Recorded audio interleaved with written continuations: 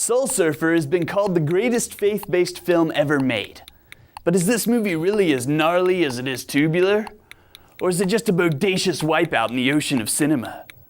You're about to find out on Movieology.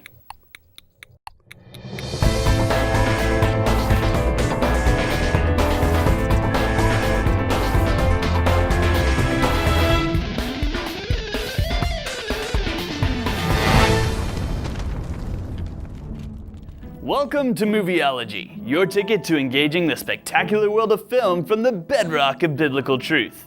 I'm your totally radical host, Stewart Adams. And believe it or not, I have never been surfing in my life.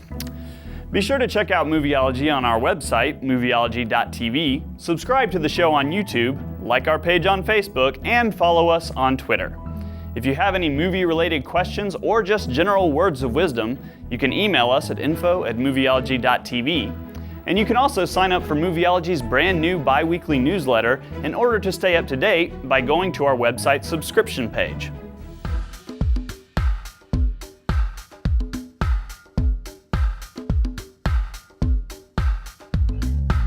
Bethany Hamilton was born to surf. A natural talent who took to the waves at a young age, she leads a sun-drenched surfer girl's life on the Hawaiian coast, competing in national competitions with her best friend Alana when everything changes in a heartbeat.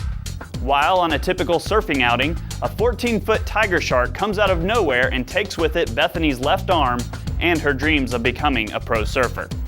As Bethany fights to recover and grapples with the future, she is strengthened by the love of her parents and her faith in God. She refuses to give in or give up and begins a bold return to the water. Still, the questions keep hammering her. Why did this happen? Why did she have to lose everything? Will she ever feel the joy and power of riding the waves again? And if she can't be a surfer, then who is she?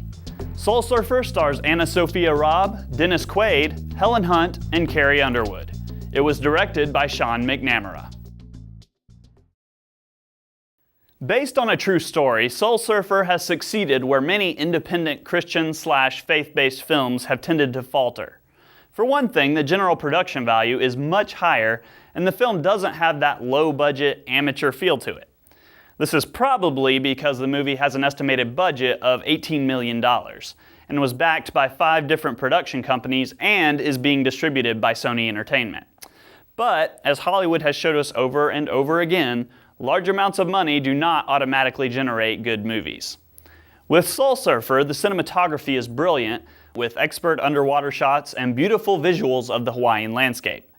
This, combined with great acting by the 3 headliners, Robb, Quaid, and Hunt, gives the film a higher level of believability and an ingredient that is sadly lacking in many Christian films today. Having said that, the acting by pretty much everyone else in the movie is mediocre at best. Carrie Underwood in particular should stick to singing and leave her acting career behind. Speaking of Carrie Underwood, her character Sarah Hill is the first of many theological issues this Christian film contains. Rather than being bold about biblical truth, Soul Surfer presents a watered-down brand of Christianity, no pun intended, that is obviously intended to be more palatable and accessible to general audiences, but will ultimately ostracize the more conservative viewers.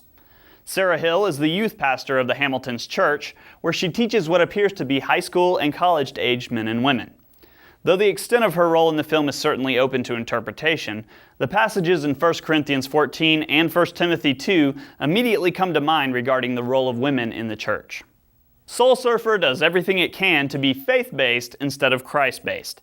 At the moment, I don't even recall a single mention of Christ other than the display of a crucifix in the church, or hanging his jewelry around a character's neck. Initially, this almost sounds like a positive thing because so many Christian movies over-spiritualize everything and reference God and Jesus so much that the story and characters come off as unauthentic. In this case, however, the places where Christ should be referenced, the script uses very vague and general language that references a deity but doesn't specify which one.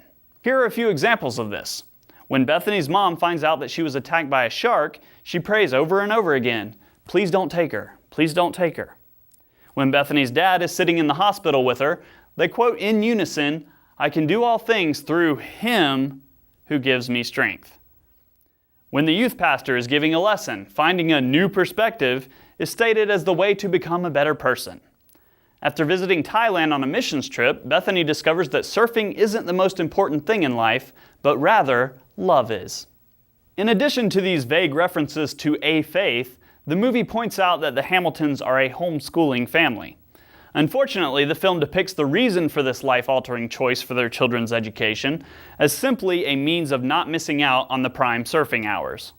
I'm not sure if this is the reasoning used by the real-life Hamilton family, but it's interesting that the movie shows this as a legitimate reason for homeschooling, while it implies that the traditional religious and political reasons are not. The climax of the movie, where Bethany is competing for her regional qualifier, introduces a religious theme that is completely contrary to everything else in the film. In a form of a pep talk, Bethany's dad tells her to be patient in the lulls between waves and to feel the energy of the ocean beneath her, and then trust in her instincts. Then, of course, she does so, and her spiritual connection with nature combined with her trust in herself allow her to catch the final wave she needs to finish the competition. To top it off, this New Age spiritual intuition is accompanied by the music of tribal chanting and drum beats. To say the least, this felt very out of place, but of course that is assuming that this was a movie about Christianity. Oh, by the way, American Vision is dedicated to restoring America's biblical foundation. No biblical enthusiast should go without tapping into their wealth of accessible scholarly work.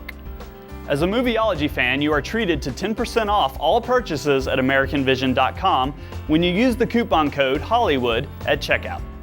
American Vision is the ministry that will help you understand the world you live in, so check them out at AmericanVision.com. In the end, Soul Surfer is not all bad.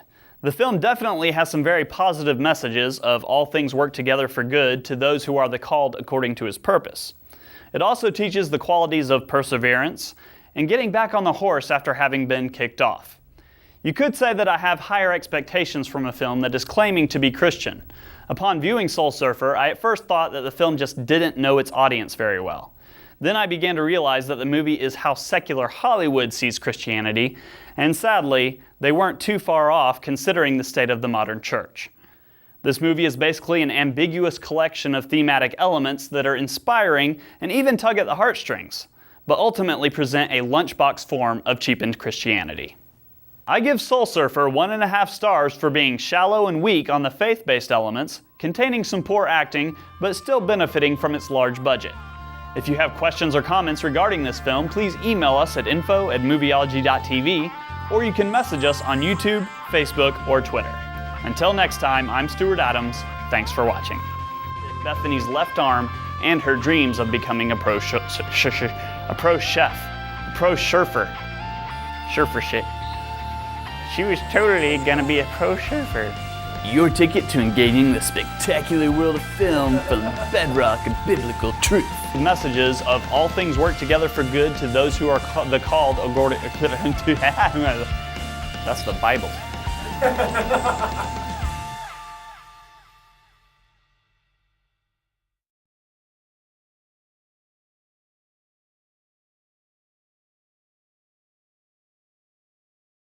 I know, I need to be calm. I need to find my zen, you know? I've gotta get that zen of the ocean in my brain.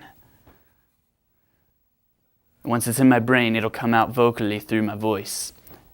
And I'll be able to touch your heart with my heart.